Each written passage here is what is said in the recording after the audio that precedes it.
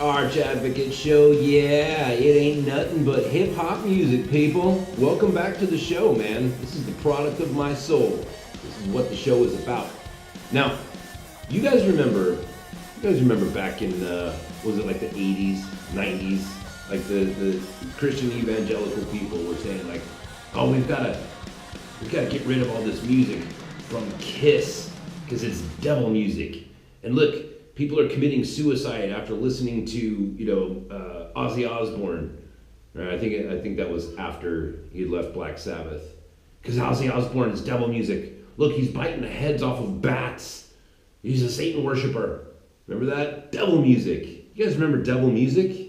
Right? There's footage. It's actually pretty funny if you go back through the history of like that phrase devil music.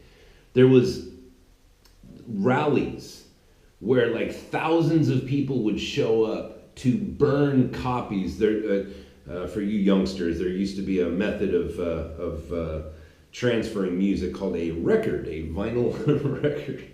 It's recently been experiencing a comeback, but there were these rallies where people would get together and burn albums as a sign of like solidarity and protest against Kiss, right?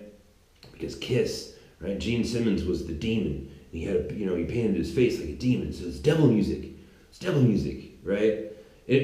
What's funny is like I don't know. I kind of came to a place in my life, many years later, where I realized like you're actually helping. Like if you really think that that's the product of the devil, then you're helping the devil, because you're going and your people are going to the store and purchasing this album. That money transfers, right? First the record store gets a taste, and then the record label gets a taste, and then Gene Simmons gets a taste, and Ace Frehley and all those other people. It was really kind of funny. Not funny, haha, but it's ironic. You know what I mean? Like you're putting so much effort into taking these people down that you're actually giving them money.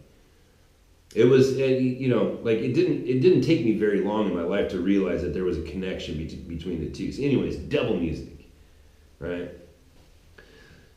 If you go back, there was a really profound tune or song or whatever you want to call it by one of the most wonderful bands that ever existed, The Pharcyde.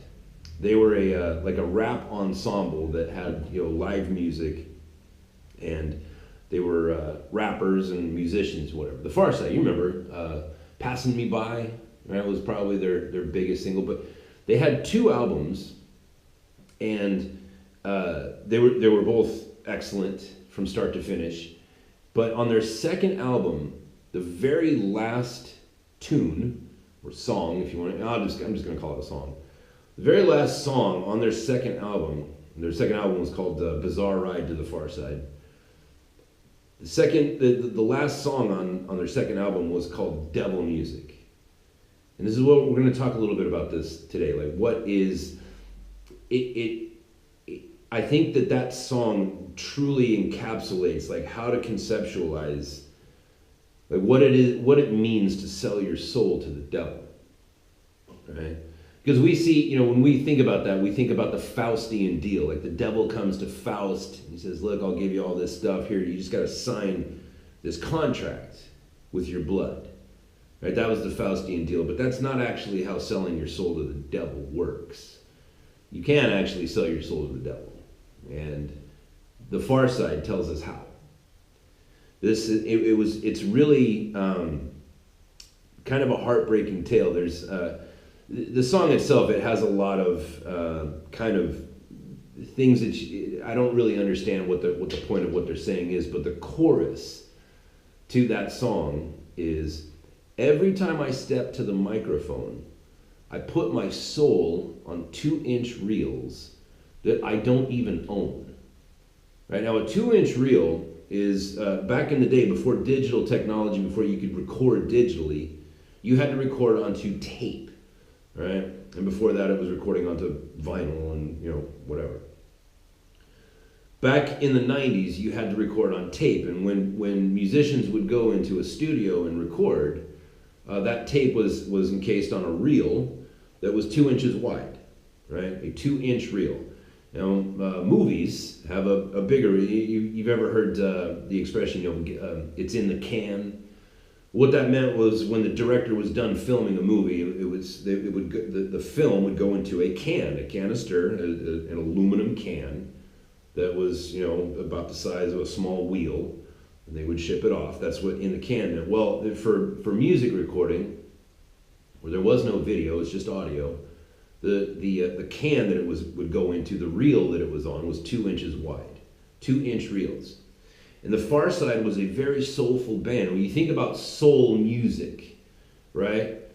Like the black community in America completely revolutionized music for the whole world. Like rock and roll, that was all started by Chuck Berry. And before him, rock and roll was called the blues, which was also a uniquely black American expression of music that had never been heard before, right? It was soul music, right? Guys like Lead Belly and these kind of people, like they would put their soul of heartbreak and tragedy. That's why they called it the blues, man. It wasn't just the rhythm, it was the subject matter of the music. It was sad, right? And triumphant, and it told a story. And then that turned into rock and roll music told a story, right? And then hip hop came along, and it was like, before there was gangster rap, there was stories, right? It was soul music, and that's why you have like Aretha Franklin. Like, listen, when you listen to Aretha Franklin, the Queen of Soul, or if you listen to James Brown, the Godfather of Soul, you listen to that music and it does something to your soul, right? It moves you. You listen to James Brown's, like Man's World. You know what I mean? It's like, wow, man, like something's really like James is really, he's really busted up about something here. Like he's trying to express to his woman, like, I'm in charge. You know what I mean? Like he's really, he's really trying to bare his soul. And I'll tell you, I think I've told this story before. A guy that I know, and he's a musician, a professional musician. He was doing a recording down in somewhere in Tennessee, I believe. And he was going to the studio where James Brown used to record. And James Brown, I think he lived very close to it there. Or no, James Brown lived in North Carolina, I think. But he went to this studio to do some recording, and the guy that was working there, I think he owned it or something, he says, hey, you want to hear some James Brown recordings that have never been released to the public? And he's like, sure. So he puts on the tape, right, the reel, and it's just audio, and there's no music, there's nothing. It's just James Brown making nonsense noises, like jump back, James Brown, kiss myself, hey, and he's just making noises. There's no music. James Brown's, like, when he's recording this, there's no cans on his ears. He's not listening to anything. He's just riffing, right? And my buddy, this guy Jason that I knew, he asked the guy, he's like, what is this? He was, what's going on? He's like, well, this is how James used to record. He used to just come in and just blurt out stuff just out of his heart, and they'd get it on tape, and then later the way the process worked was they that would then go to the band, and the band would start writing music, and that's how that process worked. It was really fascinating. But what the guy said was that James Brown would come in, he'd do this thing, and then when he would leave, and one time he asked the guy, he's like, hey James, like, do you want to take another cut at it? Do you want to do it again? Try make sure we get it right. And he says, James Brown turns to him and he says, oh no, man, that first one, that's God. And if I get back on that microphone and try to do it again, you're just gonna get me. I thought that was really profound, because that's what soul is. You know what I mean? That's like, it's a product of your soul. That's what soul music is. That's why we call it that. Like, the product of your soul is like whatever it is. Is it architecture? Is it mathematics? Is it music, writing, poetry, storytelling? Is it design of some sort? You know what I mean? Like, whatever it is that is the product of your soul, like, that's your soul. That's what you have to negotiate your way through this life. Is to take that and dwell in it and commodify it, right? Like if you're a builder, if you're an architect, and like that's what the expression of your soul is, well then you have to sell your designs to people who want to build things, and then they build it and whatever, and then you get to go and look at it and be like, okay, that came out of that building right there, that beautiful, the Sistine Chapel, or the Cologne, Germany Dome, or whatever. So you can look at that and be like, that came out of my soul. That came out of my soul. And if you write music, and if you're playing music, like when you hear it on the radio or whatever, it's like, that came out of my soul. That's the product of my soul. And the Far Side had this song called Devil Music. And the way that it went, and there was a reason why Devil Music was the last song on their second album. Because their second album signified the end of their contract with their record label. And the reason why that song was the last on that album was it was their way of showing the middle finger to everybody on their way out. They're saying, okay, there's no more albums, everybody. We're not doing any more albums. Why? Because they realize, like, this music is our soul. And the way the music industry works is, like, when you sign that deal, usually, people who sign record contracts are, in their teens. They're not smart, you know what I mean? Like, they're not accustomed to dealing with the fact that everybody in the world's trying to get their hands in your pockets. They're just thinking like, oh, I get to be famous, I get to be signed, I get some money. Finally, I get a little bit of money. So where do I sign?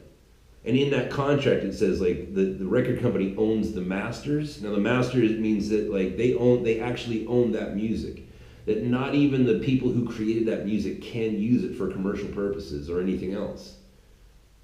They can perform it live, but they've even changed that. That the product of their soul is the music, and they've sold it to the record label. And what the Far Side was saying on their way out is like, hey everybody, there's no more music, there's no more records coming out.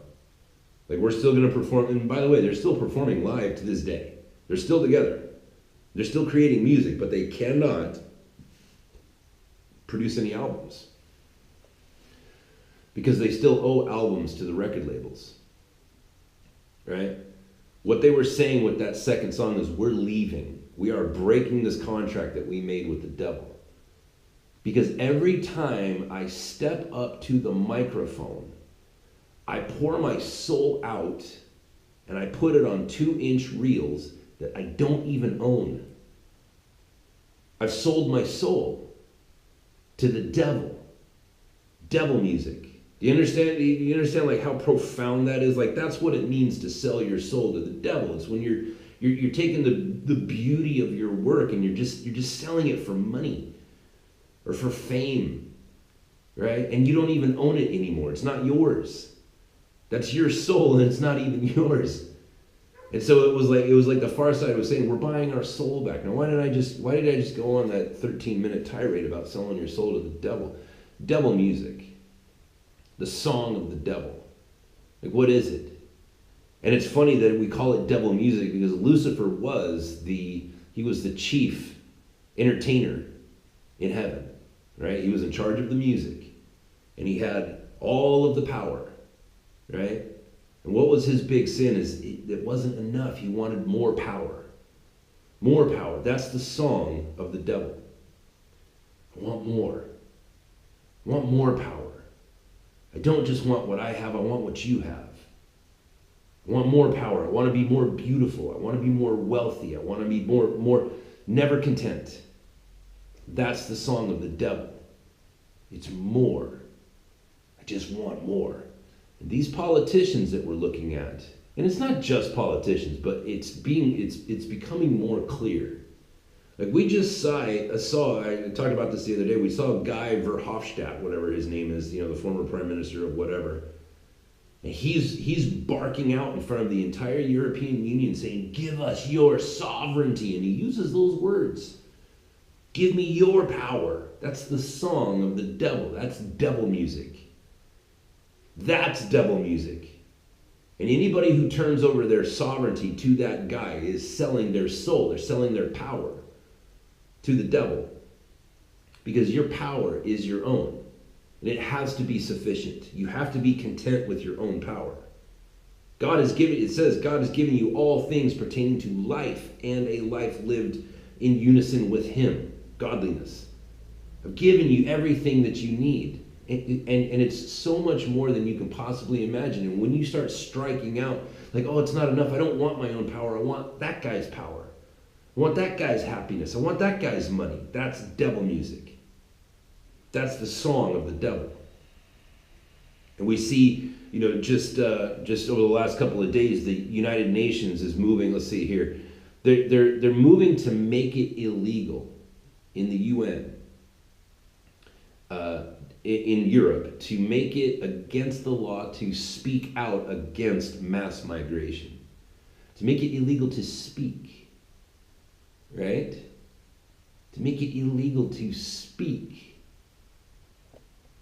That's devil music.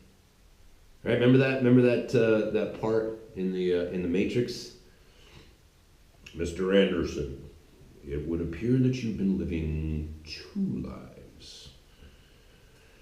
In one life, you're Neil Anderson. You're a software designer. You pay your taxes, and you even help your landlady take out her garbage. And on the other life, and he's at the end, he's like, one of these lives has a future, the other does not. And Neo says, like, hey man, I know my rights. F you, give me a lawyer. And he says, Agent Smith says, well, what good is a lawyer going to do you if you are unable to speak? Remember that scene? It was powerful. And then he makes it so that his mouth doesn't work, right? His mouth, his lips like melt into one another, and he can't speak, and he's just like, like in your nightmares. You ever had that nightmare where it's like you tried to speak, you tried to cry out, but no words would come out? Like, that's what that was. And now we have people that are like, I want the power to control what you say. We want to make it illegal to speak out against mass migration. That's devil music. Devil music. That's what devil music is. It's not Kiss dressing up like demons. It's not Slayer with the pentagram on their album cover. That's not, I guess, whatever, devil, whatever. But that's not the song of Satan. That's not the song of Lucifer. I want more power. That's the song of the devil. Don't sing it. Don't sing it and don't listen to it, and you fight it. You be the heckler. You heckle when you see that. You say, no, you old piece of garbage old man. You're not getting my power. God gave me power. You can't have it. It's mine. It was given to me by the Almighty. You can't have it. It's mine. There's a trend in what's happening right now. Let me illustrate it to you this way. I've told you guys the story of Brian Moore, right? I used to work for him. He was one of two principals of the first commodity trading firm that I worked for. We traded nothing. We traded exclusively currencies. And amongst those currencies, we traded exclusively the big eight, right? The group of eight largest currencies. And there were two principals of that firm. I've told you guys the story about the firm that I worked at where we got raided on Newport Beach, right? And the two principals of that firm was Brian Moore and Craig Cunningham. And I think Craig Cunningham is now, I think he owns a cattle ranch in Oklahoma or Kansas or something. And Brian Moore is dead because he put a shotgun in his mouth and pulled the trigger with his toes. Brian Moore was a guy that made $40 million a year, I believe. All right, I was told that he made $40 million a year, and so did his partner, Craig Cunningham. These guys were ballers, young guys too. They were not old. I think they were in their 30s when I worked for them, late 30s, something like that, maybe early 40s. But these were guys that were making $40 million a year. They had homes all over the world. They had flown on the Concorde. They drove anything they wanted to drive, Ferraris and Lamborghini. Like they had everything that you think you want. They had millions of dollars a year. We got raided. All right. By the way, before I go any further in this story, these were not guys that you could talk to, right? Like I worked there, and I never spoke to them. Like I saw them every day. They certainly spoke to us, but we did not speak to them. They were outside of our, you know what I mean? These weren't guys that you would go knock around with after work, right? They kept themselves separate from the troops, and their relationship to us was only to come out and give us orders. We never spoke with them, and we got raided and shut down, and we were no longer able to purchase positions for our clients anymore. We could sell our clients out, but we could not take their money and buy back in. We were frozen on the floor off of the London Forex. So there we were, but we still, we weren't doing any business. We could not bring in new clients. We couldn't do anything except for manage the positions that we had already purchased for our clients already, right?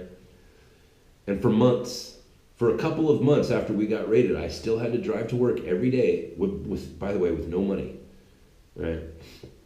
We weren't getting paid anymore because the government had frozen all of the assets of the firm, including, their payroll, bank accounts, and all that other stuff. It was a very difficult time, and so I was going to work every day because I still had to maintain my clients. Everybody did. Everybody still had to come to work, and every day they would tell us, like, hey, listen, our lawyers are on it. We're going to be back trading probably by tomorrow. Always. Probably by the weekend, probably by tomorrow, probably by next Wednesday. Like, every time they would come out and be like, okay, we're almost there. Just keep working. We're going to be trading again in no time. This went on for months, right? And after those couple of months, like, we would just be sitting there in the office, and it's like, well, I've already called all my clients, I've already managed all these positions, everything's taken care of, and so we'd just be sitting there doing nothing, smack in the middle of Newport Beach, just looking out the window, looking over Fashion Island, looking at all the rich people, right? And one day, Brian Moore is sitting there, and he's sitting right in front of he's sitting on top of a desk, which is right in front of my trading desk, right? And all the brokers are just kind of sitting there doing nothing. And I decided I was going to strike up a conversation with Brian Moore. I said, hey, Brian, you're the kind of guy that makes a lot of money. Like, I see the nice car you drive. I know that you've got a home in Ohio, and you also have a home here in Southern California, and you also have a home, elsewhere. Like, I didn't say all that, but I was just saying, like, you're a rich guy. Like, what kind of cool stuff have you done? And he looks at me and he says, like, well, what do you mean? I'm like, well, I mean, you have, nearly unexhaustible resources. Have you been to the pyramids of Giza? Like I literally said that. Have you been to the pyramids? Have you, I don't know, have you climbed Everest, or like, what have you done that's cool? Like, what kind of stories do you have is what I was getting at. And he just looks at me and he says, well, I flew on the Concorde once. Which, by the way, the Concorde, for you youngsters, there used to be a supersonic passenger jet that was owned by France, and it cost a lot. It cost like $10,000 just to cross the Atlantic in 2 hours, right, or whatever it was. Maybe it was an hour and a half. Very fast, right? The Concorde flew from New York to Paris, or New York to Heathrow, or whatever. And he just looks at me and he says, well, I flew on the Concorde once. I'm like, really? Like, you never been to, I don't know, you ever go to Istanbul? You ever go to Moscow? You ever go to, like, you go see the Sistine Chapel? Did you go see the, St. Peter's Basilica? And he says, no. And I said, well, then, like, I remember this conversation vividly. And I just looked at him and I said, well, why do you work so hard? You know what I mean? Like, why do you do the things that you do? Like, what is it that you're trying to get out of life? If you're not doing things, like, what are you in this for? And he just looks at me and he says, I just want more. That was the end of that conversation. I remember, like, I was just looking at him with my jaw agape, just looking at him like, but that doesn't make it, there's no, you know what I mean? That doesn't make any sense. There's no such thing as more. There's no definition to that. You're just saying more. What does more even mean? More what? More money to what end? You can't have it all. Like, what does more mean? And his name literally was Brian Moore, Moore. That was his name. God has a funny way, you know what I mean? Like, irony is is a very powerful teaching tool that the Lord uses. He just wanted more. That's the song of the devil. It's when you're not content, you will sing the devil's song. These people, these politicians, that is their motivation. They don't want power. They want more power, and it's an indefinite thing. When you're seeing this, there's this politician in Southern California who's been on Tucker Carlson a couple of times, and he's talking about, well, we want to have a gun buyback. We want to make it a legal requirement that you come turn in your guns and we will buy them back. And Tucker asked him, like, well, what about, you're saying people are going to be, you're going to arrest people who don't turn in their guns? He's like, oh, no, we're not going to arrest anybody. He says, well, wait a minute, if you have a legal requirement to turn in your guns, what about the people who don't? And he says, well, then those people would be in violation of the law. And Tucker Carlson's like, so they're going to be automatic criminals? He's like, oh, no, we're not talking about arresting anybody. This is the song of the devil. More. Just want more. Right? And the thing is like, these miserable souls, like Hillary Clinton, these Democrats, like Maxine Waters and that one guy that I was just talking about, forgive me for forgetting his name, but these kind of people, Ted Kennedy who killed a lady, like these people, they are the Brian Moore. They just want more. That's the song of the devil. That's what Lucifer was expelled from heaven for. It wasn't that he wanted to be God. It was the concept of or the idea that Lucifer had all the power. He was the most powerful of all the angels. He was the highest ranking of all the angels. It wasn't enough. He just wanted more. There was only one place to get it. There was only one other being who had more than he did. Right? And that's who he wanted to be. It was so that he could have more. More. And what does that lead people to? What does that lead people to? It leads to, there's a reason why there's over, I think it's 56 people that used to work for the Clintons that killed themselves. There's a you know what I mean? More. That's where it leads to. Brian Moore had tens of millions of dollars. And he took a shotgun and put it in his mouth and pulled the trigger with his toes. That's the end result. You see the Clintons now, it's like they trotted out Hillary Clinton, who was passing out all the time because she had a recent concussion where she got brain damage, and yet she demanded that she be able to run for president. Why? Because it's that quest for more, that undefinable aspect. What does more even mean? I just want more. Now we've got people in the European Union that are saying, turn over your sovereignty to us. And people in the United Nations saying, we're going to make it a crime for you to speak. We want the power over your mouth. We want the power over your speech. Your national power, Poland and Hungary, we want your national power. Give us more. And if you speak out, we will come and silence you. You will no longer have the ability to speak.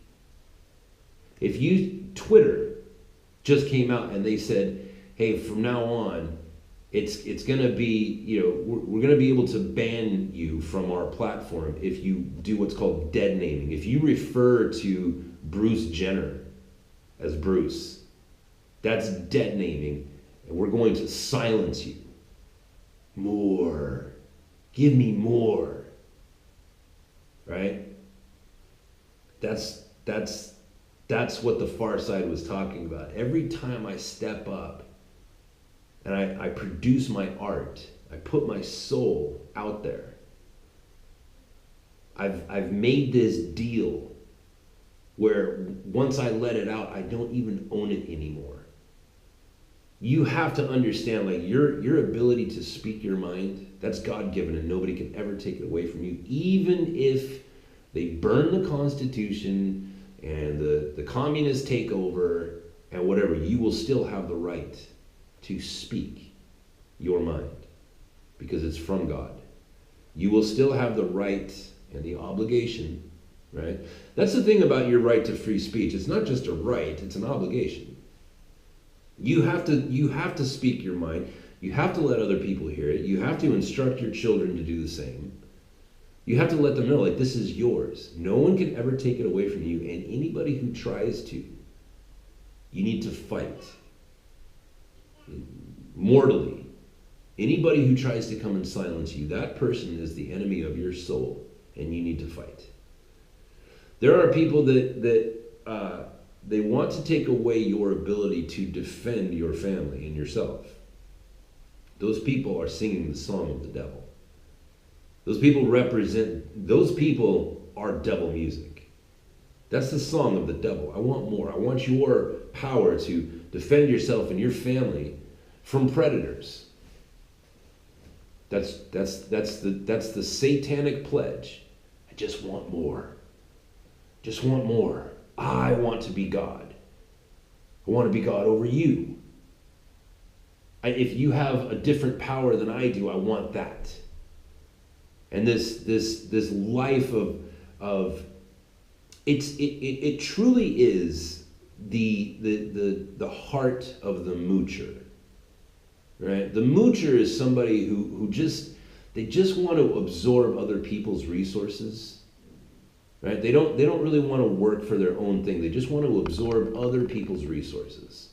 I remember when I was a little kid, I was probably, this is when we still lived in the trailer park, so I would have been like 4 years old. And you guys remember being a little kid, there was always the big kids, and sometimes the big kids would pick on you. There wasn't a damn thing you could do about it because they were big and you were little. I was like 4 years old, and my mom had given me like a small bag of like M&Ms or something, right? Or caramels or whatever. I can't remember. But I remember like I was outside with this bag and just kind of walking around, and the big kids came over, and they were like, hey, can I have one of those? And I was a little kid, and I was like, sure, of course. My mom taught me how to share. And so one of the kids reached in the bag and he took one of the candies out and he ate it. And he's like, oh, let me just have one more. And I was like, okay, And he took that out and he put it in his mouth and chewed it. And he goes, oh, one more. And he takes it again. And he goes, oh, one more. And he kept doing that. And I was like 4 years old. I had no idea what was going on. But I remember this vividly. Because this is in my mind, this is the first time that I saw the face of a politician. Reaching into the bag, going, just one more. That's who politicians are. They're moochers. And they'll find a weakness in somebody and they'll exploit it. Right? They'll find what should have been a strength, and that is my ability to share and to be free from greed. Right? Of course I'll share my candy with you. Of course I will. That's the right thing to do. Sharing is caring, man. I love sharing. And they'll take that strength and they'll turn it into a weakness where it's like, oh, this guy's a sucker. I'm going to make it so that this guy is less likely to share in the future. I'm just going to stand there and just one more. That's what politicians are. That's who Hillary Clinton is. That's who Bernie Sanders is. Bernie Sanders was a guy who got kicked out of a hippie commune because he didn't want to work. He didn't want to participate in physical labor. Oh, just one more. Just one more. We need to get these millionaires and these billionaires to pay their fair share. Just one more. Just one more. That's who these politicians are. Oh, we're gonna make it illegal for you to say anything against us. We're paying for all these NGOs to bring over these African migrants, these warriors, to come into your land and rape your women and throw acid in your face. Just one more. Just one more. We're just gonna make it illegal for you to speak out against us. Just one more. Guy Verhofstadt, or whatever his freaking name, Guy Verhofstadt,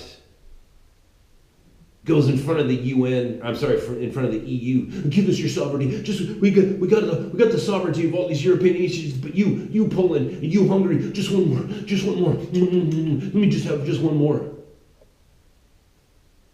Now is the time to put your foot down, people, and say no more. No more. We tried to be nice to you. We tried our best. We tried to give in and capitulate. We tried to assimilate. We did everything we can. You said that you wanted the right for gay people to get married. You swore up and down that if we just gave you that one piece of candy, that would be enough. We said, listen, there's other candy in this bag. And the other candy is teaching our children. This is our thing. These are our children. We don't want you to have that. And they said, oh, no. I just want this one piece of candy. We just want to have it acknowledged in our federal law that we are equal to you. Right? And we said, well, you're not equal to us, right? Because when I make love to my spouse, life comes out. Right? The end result of my lovemaking is life. A whole brand new human being full of potential. Untapped potential. Perhaps this child will write a wonderful song. Perhaps this child will be a mighty warrior. Perhaps this child will unlock some mathematical secret. Who knows? It's all, you know what I mean? It's all just potential and expectation. It's magnificent. It burns like the sun. However, when you make love to your spouse, poop and blood and disease, that is the end result of your lovemaking. No, you're not equal to me. But I'll tell you what, we're going to give you this piece of candy. Just understand, you can't come after our children. You can't come and try to instruct our children. And they said, yeah, no, we don't want your kids. We just want to be married so that way we can pass on our estate to our lovers when we're dead. And we want to make it so that, like, when we're dying in the hospital, that our lover can come and visit us and have the legal right to be there. Right? And that our health care coverage, like when I go to work and I have my health insurance, I want to be able to put my lover on that health insurance. It's all very mechanical and practical, man. Don't you understand? Like, the fact that we're not equal to you means there's money involved. There's insurance, there's estate, there's all this other stuff. And we said, okay, just as long as you're not coming after the kids, okay. We're going to give in to you. We're kind of tired of this battle anyways. So here you go. You now have the right to be married under the eyes of the law and seen as equal to me. Just one more. And they reached right back into that candy, and they went into the bag of candy, and they went right for the children immediately. This is why it stops now. It has to stop now. You have to put your foot down now, because these people are not going to stop until the bag is empty. They have demonstrated it clearly. California said, okay, listen, we just need to make it so that you can't have a magazine that holds more than 10 rounds, I think, or 5 rounds, or 7 rounds, or something like that. I can't remember. And they passed that law, and there's a lot of people against it, but whatever. It went through, and we said, well, I guess that doesn't really matter. It's just a magazine. I can have, if I can only have 5 rounds in a magazine, I guess I should have 10 magazines on me, or I just do the math, you know. But now look what the California congressman is saying. Just one more. Now we're going to make it so that you have to come in and turn in your guns, and we'll buy them back. And if you don't come turn them in, you are a criminal. We're going to come and get you. Just one more. Just one more. And they're just going to keep reaching into that bag until the Second Amendment bag is empty. We just saw the government in Maryland. They went into that guy's house to confiscate his weapons, and he stood his ground, and they executed that man. That happened. Just one more. Just one more. That's the song of the devil. I just want more. Well, how much is more? It's always more. It's never ending. It never stops. They'll never be content. These are not people who practice being content. They just want more. And as long as you have power, the fact that you have been granted power by your Maker, the Lord God Almighty, who says, I have given you all things. I have given it to you already. You have it all. I've given you everything pertaining to life and godliness. And that godliness doesn't mean, don't smoke or chew or hang out with girls who do. That's not what godliness means. Godliness means like a conjoined relationship and a step-by-step walk with the Lord God Almighty in unison. That's what godliness means. And God says, I've given you everything that you need for this relationship with me, and I've given you everything that you need to maintain your life. You have it all. You have all the power that you need, and the power that you have is so much more than you even know, man. It's mind-blowing. You already have it. I've given it to you. Right?